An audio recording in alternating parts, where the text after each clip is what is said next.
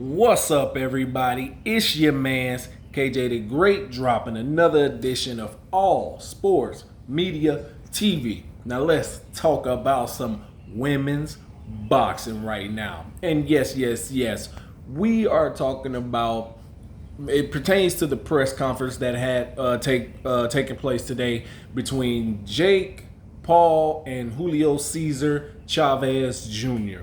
Now, this fight is going to take place, what is this, June 28th, I believe. And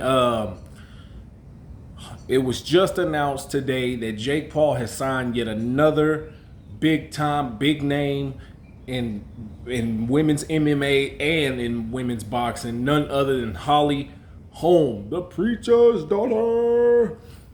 This is a big name signing. And for those of you, I say that because she made a big time name for herself in women's MMA. She was, for those of you who don't know, she was a boxing world champion prior to going to MMA. Most people don't know that. A lot of people still don't know that. She was the inaugural WBC women's welterweight champion. She was the inaugural WBA women's welterweight champion with a fight record of 33 wins, 2 losses, 3 draws. Twice she was knocked out in her career. Once early on. The last one came about her 4th to last fight.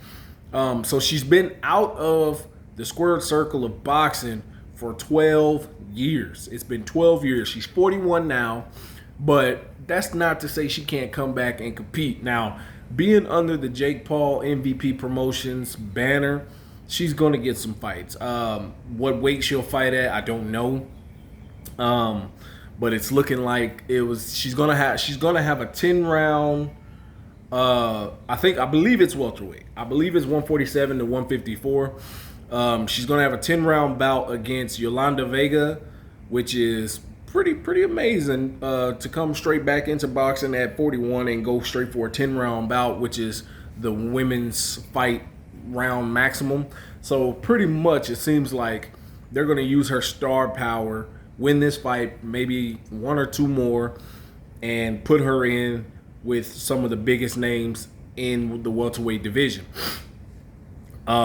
This could mean, one, big time paydays, not only for her, but for the likes of Michaela Mayer, Sandy Ryan, Lauren Price, Natasha Jonas, Cecilia Brækhus, Jessica McCaskill.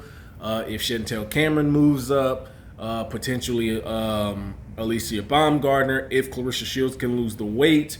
It's just a lot of things you can make of her joining the boxing ranks again. I think this is actually a really good deal for MVP Promotions because it not only adds a big-time star to the already superstar studded female roster that he has, but it just further solidifies that women's boxing is at a place where it's never been. It's at an all-time high like it's never been, and it's going to continue to grow like it never has. It's going to grow in ways that women and anybody who's a fan of the sport could only dream of.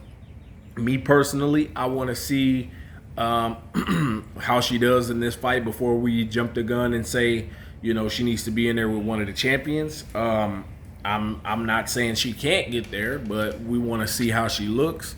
She comes out, she dominates.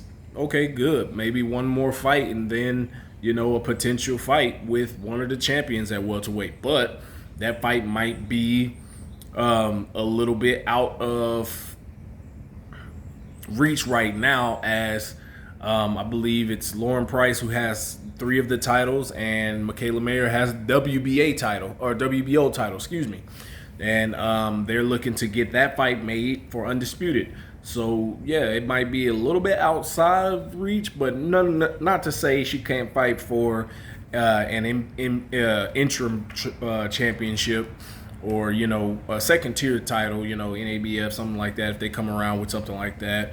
Or one of the IBA titles, WBF titles, ICU, IBU, all those second tier titles, the WB the IBO title. You know, all the ones that are second tier.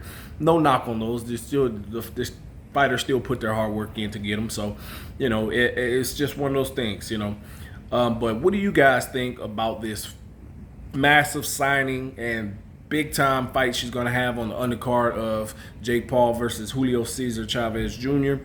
Against Yolanda Vega?